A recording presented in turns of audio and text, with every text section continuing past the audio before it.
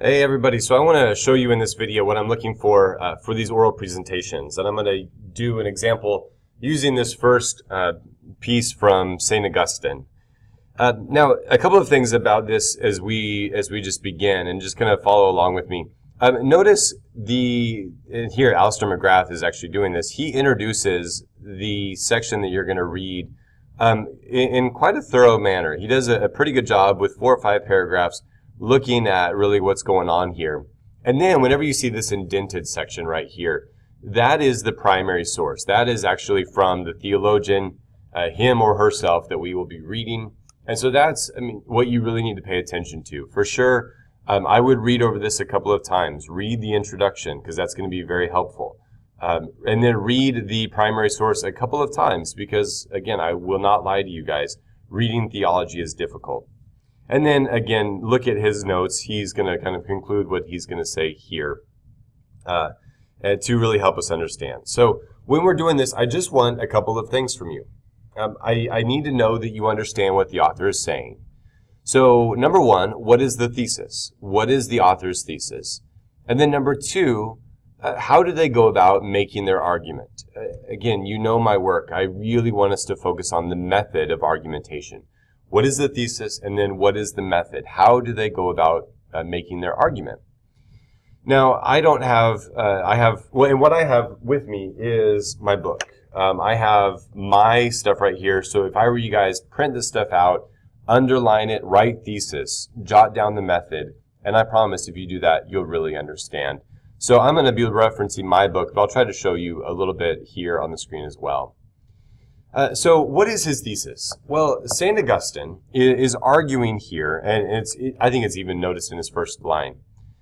If those who are called philosophers, particularly the Platonists, so the followers of the philosopher Plato, have said anything which is true and consistent with our faith, we must not reject it, but claim it for our own use, in the knowledge that they possess, or that they possess it unlawfully.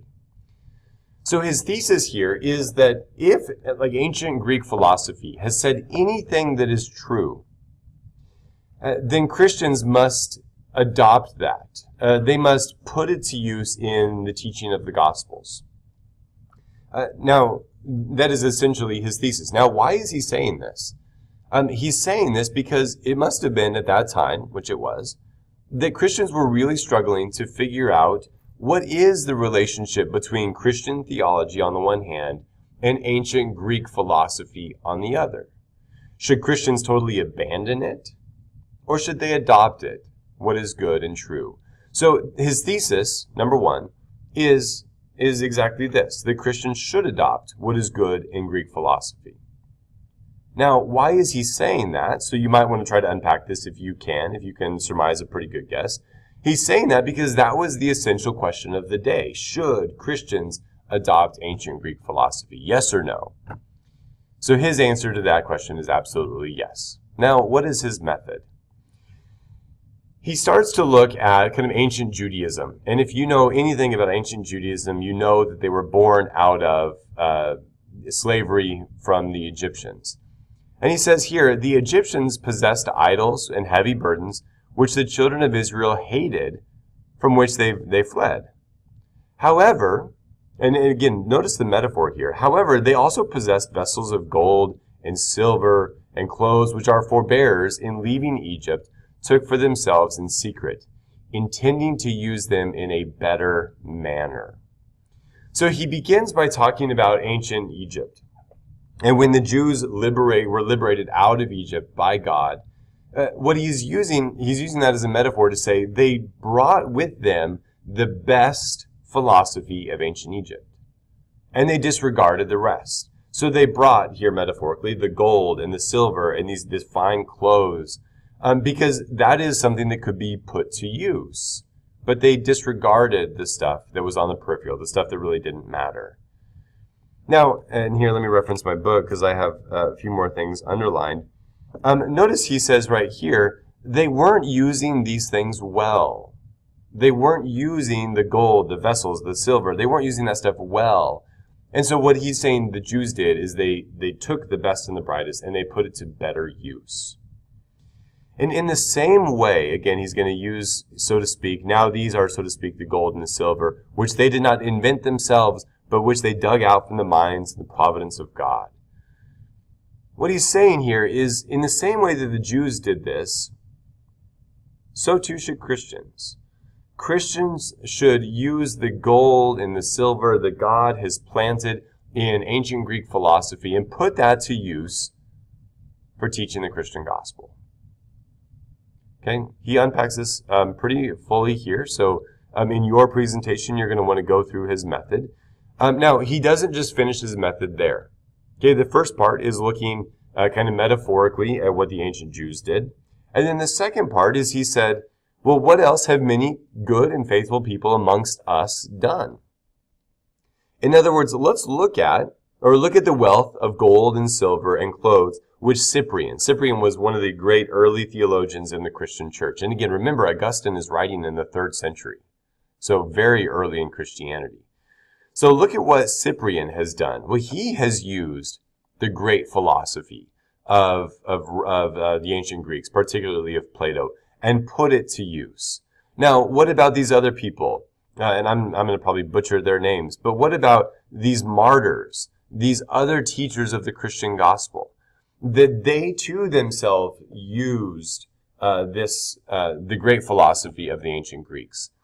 And so his point here is that early Christians were doing it as well, that they were putting to use the gold and the silver and the garments that they had received from ancient Greek philosophy. So after you tell me your thesis, or the author's thesis, not your thesis, sorry, the author's thesis, and after you kind of walk through their argument and tell me their method, then, and only then, I want you to tell me what you think. Do you agree or do you disagree? Would you change or augment any of what he's saying?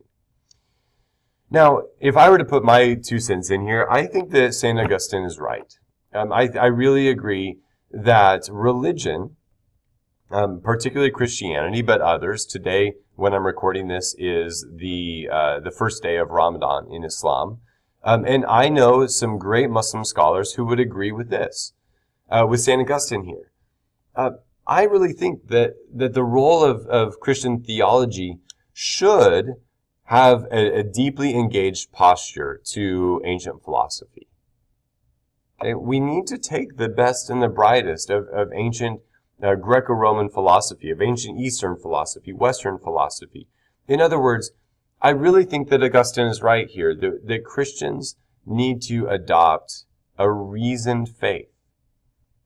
Okay? It is not simply a faith that just is anti-intellectual and kind of goes off just its own discipline, but it's a faith that is deeply engaging into the intellectual enterprise of human intellectual history. And so I think that St. Augustine is really onto something here. So again, what I'm looking for in these oral presentations, what is the author's thesis? What is the author's method? And then number 3, what's your 2 cents? Do you agree? Do you disagree? And tell me why. I really am looking for a couple of things. I'm looking to see how well you can communicate what you understand of these authors. So I need you to have understood what's going on. And then I really want you to practice your communication skills. So many of us are really petrified in making eye contact. So here, I know it's awkward, but I'm looking right at the camera as much as I can. And then we also struggle with just how we present orally. So many of us are really afraid to give oral presentations. So this is a really good way to practice these things. So that is hopefully a decent example to show you what I'm looking for. And I expect that these will get better over the semester, but I hope that this helps.